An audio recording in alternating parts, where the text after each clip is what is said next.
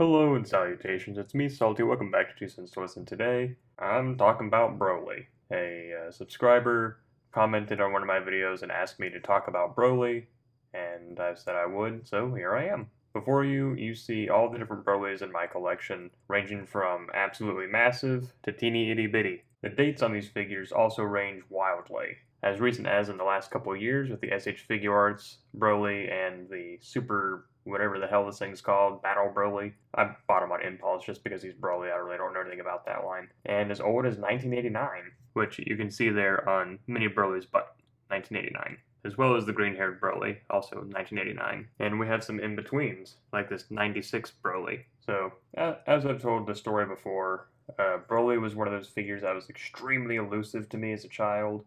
You know, he's completely massive compared to the other figures from the early Irwin days, and just looked like a total powerhouse and was one that I thought would enhance playtime dramatically. And there have been a couple versions of Broly. So what was very confusing, at least in the toy stores in my area, were sometimes the packaging was different. Sometimes they came with like swords and like rocket launchers and guns and stuff, and other times they just came with like a yellow Dragon Ball.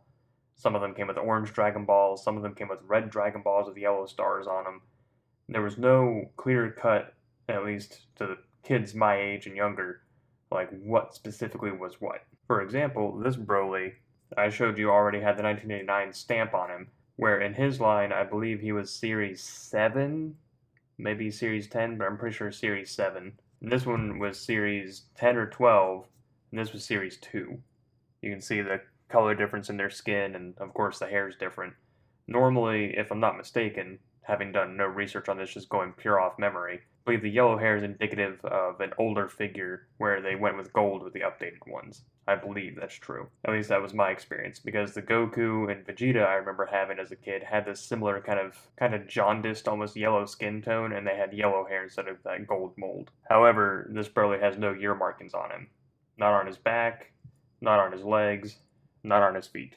He does have the markings of what appears to be a dog. So, there's that. So this is the only Broly that I own that's from the I guess Super, which I picked him up. I think it was at like Walmart or something. He was like $7. Again, I picked him up just because he's Broly.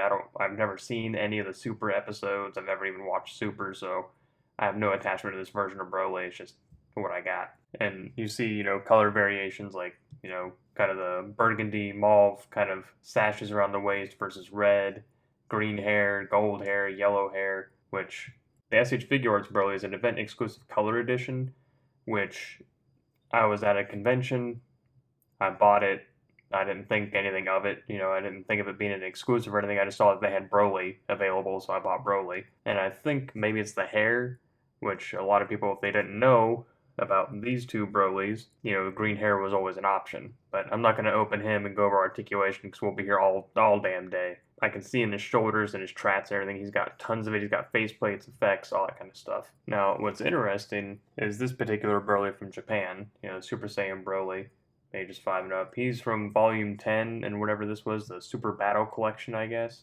Just kind of generic cardboard, Dragon Ball Z all over the box, pictures of the character himself, a profile picture of the figure. At one point, I guess he was $30 at Planet Comics, which I don't know where that is. I don't ever remember having been there, but I guess that's where he was at one point. And then you get to see, this is kind of what we were used to, Volume 1, 2, 3, like that. Except on the back of our cards, it would say Series 1, Series 2, Series 3, and it would have all these different figures.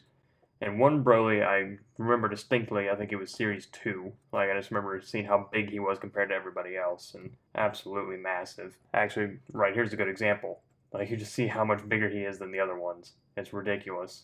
And it's crazy, because I had both Gokus, Piccolo, Vegeta, Trunks, Frieza, that Vegeta, that Gohan, and that Gohan, but I never had Broly. Like, he was the one that always got away from me no matter what. Now, see, what's interesting is that you would think that this is the same body mold, but, this Broly is slightly taller, slightly wider, and he's not screwed together. Like, I don't know, it only says China on his skirt. I don't have any years of manufacture or anything on this Broly, but he was made in China at some point, and they screwed him together.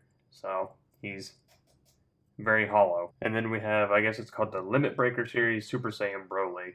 Doesn't appear to have too much articulation. Got some artwork again, green hair, and I guess those are the other ones available in this particular line. Again, I got him on impulse just because he was Broly and he's one of my favorite characters. And this is just looking at the back of the SH Figure Arts box. You can see, he's got these little energy effects, all these different hands, face plates, and all sorts of articulation lines here in like the knees, the ankles, the arms, up here in his shoulders. We'll be here all day if I go over all that. But yeah, I guess I'll finish out this video just retelling the same story I told, how I was always looking for Broly and could never find him anywhere. Like Toys R Us, Walmart, the drugstore.